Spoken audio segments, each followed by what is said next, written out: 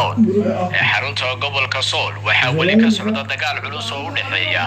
ciidamada Soomaaliland iyo sidoo kale xogaga kale ee iskarabsanaya ee deegaanka. Khasaaraha dhabta ah ee dagaalka ayaan wali la ogeyn inkastoo ay jiraan warar ka soo kala baxaya labada dhinac. war ka soo baxay xukuumadda Soomaaliland gaar ahaan afayeenka xukuumadda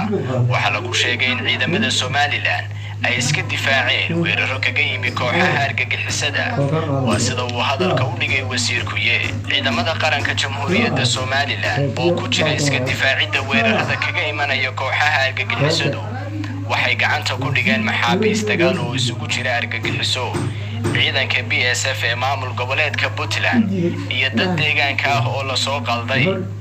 xukuumadda Jamhuuriyadda Soomaaliland waxa ay sii deysay maxaabiistii u dhalatay deegaanka kuna u dhaawacmay dagaalka ka socda Laascaanood oo eheladoodii lagu wareejiyay maanta ayuu yiri wasiirka warfaafinta ee Soomaaliland wasaaradda arrimaha gudaha ee